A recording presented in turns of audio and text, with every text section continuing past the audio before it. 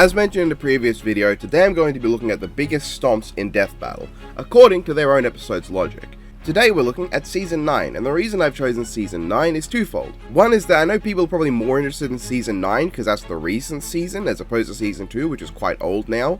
And the other is that, Season 9 is what people are talking about, and I feel like, because I did that ranking not long ago, where I rewatched all the episodes, when I was rewatching them, I also decided to take notes for this video. And I guess it's threefold, because Season 2 is going to be a huge undertaking to rank, and with a combination of episodes with Season 1-esque reasoning and episodes that are actually worth noting, it's going to be quite a roller coaster. I don't want to restate the rules in great detail every video, but for this we're just looking at the episodes and what is presented in the episodes, not anything outside. If Death Battle is vague about power levels without giving a number, we're going to be using Versus Battle Wiki's attack potency chart as a reference for convenience, and everyone will be starting at minimum of human level. If nothing is given for stats at all, the stat will be considered human level. But everyone's got stats and feats more or less this season, so that rule's pretty irrelevant. Let's get started from the most fair to least fair episode of Death Battle Season 9, ranking by the episode's own logic. So, for the first episode, the closest episode according to this season is Boba Fett vs John Yaocha. This episode doesn't really present us with any numbers, which several episodes are like, and no real reference to really draw on. What it does do, however, is give us the most advantages a loser has had over the winner. With John Yaocha having superior strength, a weapon that with a few hits could bypass Boba Fett's armor and kill him, and greater experience, while Boba Fett's advantages came with superior armor, dirty tactics, and weaponry.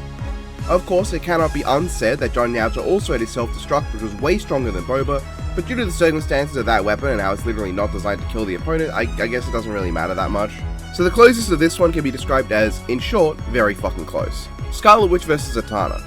This episode does give full stats to both characters, but these stats are exactly the same. They are both omniversal and faster than speed.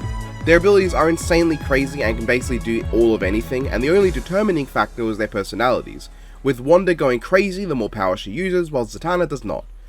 In this regard, it's not quite as close as the previous one, as Wanda didn't have any advantages of her own the way John Yaocha did, but with only one deciding factor that's all mental, it's definitely one of the closest.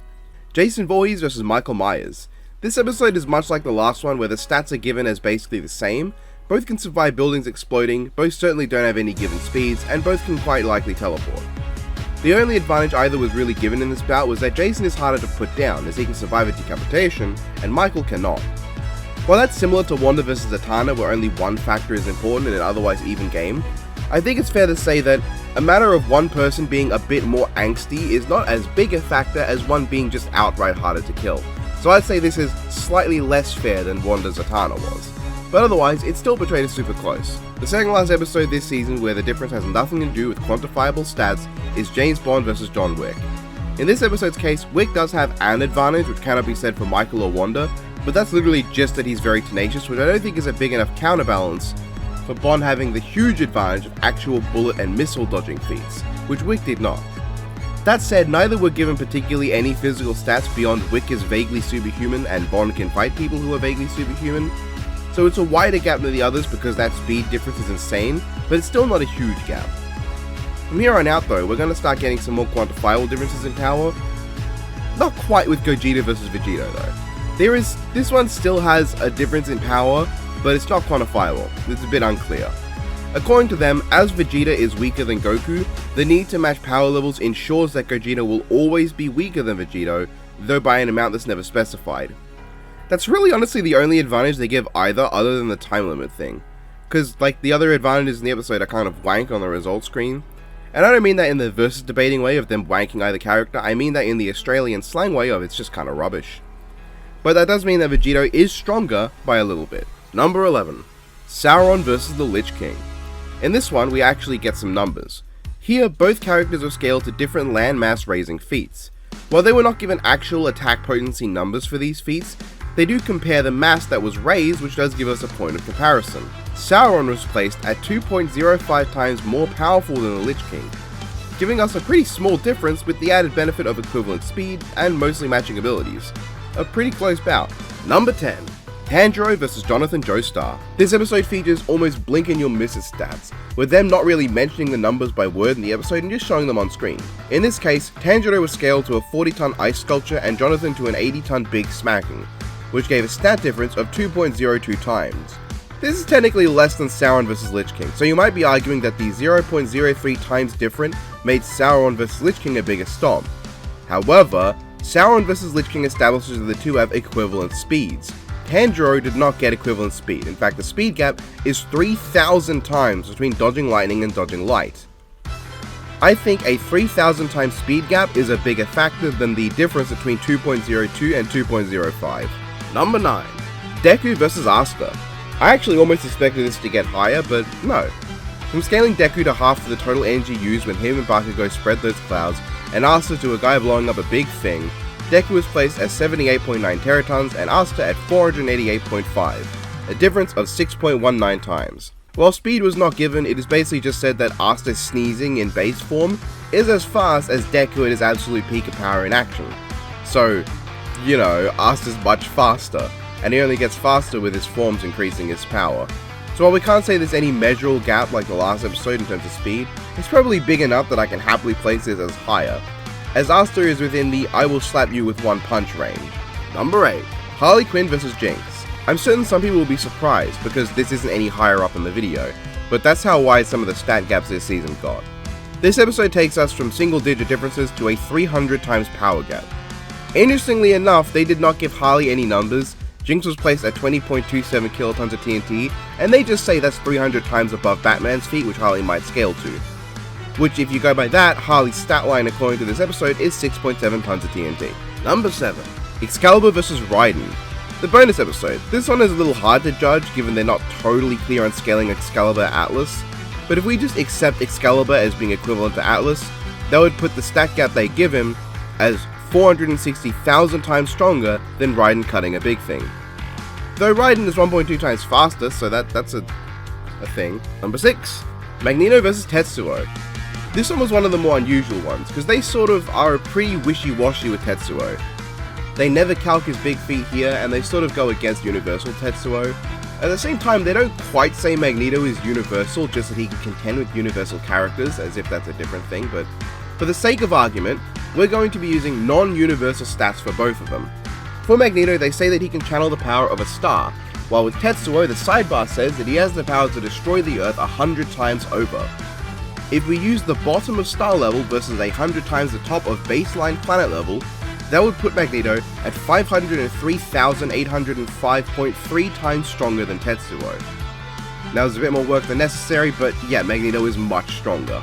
Number 5. You guys hear that? It's what everyone expected to be number 1 or 2. Omni-Man vs Homelander. This one's kind of funky because they didn't give Omni-Man any stats, just that he can punch through a planet and destroy the moon twice over. While with Homelander they gave him 50 megatons of TNT. So if we take moon level and multiply it by 2, that's nearly 60 exatons of TNT. That's a lot more than 50 megatons. How much more? About 248 quintillion times more. And that's a massive jump from 500,000 if you didn't know. Adding to this is the vague but definitely huge gap between Lightspeed Omni-Man and Soundspeed Homelander, around 870,000 times faster. So if you expect this to be a huge stomp, you're absolutely correct, but it's not the biggest one this season. Number 4. In fact, you might have thought what would be number 1 would be this one, but no. Spongebob vs Super Friends Aquaman. And by not biggest, I guess I just say stat-wise. Though I'd argue the others by their own logic have the loser with basically no win condition either. But this is one of the biggest stomps in terms of how perfectly one character counters the other. SpongeBob's stats were put at 6,000 Yoda tons of TNT from surviving the ocean exploding on him. To be clear, they did mention Universal SpongeBob, but it's less SpongeBob is so strong he can destroy the universe, and more SpongeBob used a random string he found to unravel the universe. Aquaman is not given much, but in this little corner box they say there's an elemental that is comparable to the one that Aquaman fought, so that's a whopping 2.9 kilotons of TNT, which I'm pretty sure in this season is only higher than Harley Quinn, Boba Fett, Tanjiro, Jonathan, John Wick, James Bond, Jason Voorhees, and Michael Myers. So Super Friends Aquaman would kick all their asses. Unfortunately, he's fighting SpongeBob, who is a ridiculous 2 septillion times stronger. Way higher than Aqua Dude. And that's not the most interesting comparison, no. I'm sure someone's going to be asking about speed. So SpongeBob had a huge song and dance made about his massive speed calc. So how much more is that than what Aquaman is scaled to in the episode? Well, SpongeBob is 149 unvigintillion times faster. That is an absolutely unreasonable number. Get actually fucked, Aquaman. But I'm wondering, what episode is a bigger gap than 2 septillion times? Well, number 3. Black Adam vs Apocalypse. This one is kinda sad, because I completely understand what Death Battle was going for, but their arguments do not justify equal stats.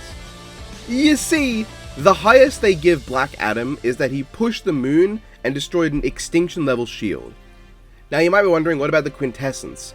Well, all they say is that they are gods that watch over the multiverse. I don't need to tell you that watching over something does not make you strong enough to destroy that thing. Because, you're watching over this video, but you couldn't destroy the things I'm talking about. We watch over the Earth, we can't blow up the planet. And being a god is such a vague, nebulous term that says nothing for power scaling. The best you could put Black Adam with what Death Battle presents is multi-continent level from the extinction level force field, assuming that means what is generally assumed, like with extinction level, like wiping the surface of the planet. Apocalypse, however, is directly compared to universe-destroying Thor and Hulk. Yeah, they give nothing for Wonder Woman to make her that strong, despite what the conclusion says, seemingly comparing her to Thor and Hulk. No. They don't give anything for either the Quintessence or the Celestials to justify why scaling to them is impressive at all. With just what Death Battle is presented, Apocalypse is 2 vigintillion times more powerful than Black Adam. That is almost as much more powerful as Spongebob was faster than Aquaman. That's how wide the gap they've given us is. And don't start thinking, nah, Spongebob is a bigger stomp because he completely counters the loser. No, this one does as well. You can easily take Boomstick's line and make it, I can't think of a more lopsided matchup than someone whose main attack is throwing lightning against an energy absorber. So yeah, get fucked, Adam, I guess. But what could be higher than that? Well, 2 episodes in this season have an infinite times power gap, which prior to this season only existed with Doctor Strange vs Dr. Fate. The first is, number 2, Thor vs Vegeta. Now in fairness, the direct stats for Thor and Vegeta are not too far apart, with Thor being 2 million times universal and Vegeta being 200,000 times universal. More accurately, Thor's roughly 8.9 times stronger. That's not a lot, but the God Blast, however, is much more powerful. In fact, the God Blast is literally stated to be infinitely universal. That is infinity versus 200,000. Now you might think, well, Vegeta could just dodge it, so it's not a problem, it's just one attack. But Thor is 74 quintillion times faster than Vegeta, so good luck with that. Now I'm pretty sure Strange vs Fate is still a bigger stomp because Fate is faster than Strange by a wider margin. But there is one episode now that is a bigger stomp than Strange vs Fate by Death Battle's own logic, and that is none other than number 1, Trunks vs Silver. This is interesting because both are placed in the infinite range, so you could argue that actually it's not as big a stomp, but here's the thing. Trunks is scaled to 1 infinitely big multiverse with 1 outside location. Silver is as strong as 1 infinitely big multiverse with another infinite universe and multiple other locations outside, meaning Silver is a bigger infinity than Trunks. Adding on to that is that unlike the other infinitely big gaps, Silver is also infinitely faster, and also Nene's all of Trunks' hacks. With this interpretation, this is now the biggest stomp in Death Battle history by Death Battle's own logic. That was a fun video. I don't want to keep talking, as you might be able to tell I'm still recovering a bit from the naughty virus, so my voice is a bit shot. I just wanted to get something out for you guys, so I'm gonna go continue resting and healing up, and hope you enjoy the video, and have a good one everyone, stay safe. That made it sound like I was threatening you by telling you to stay safe.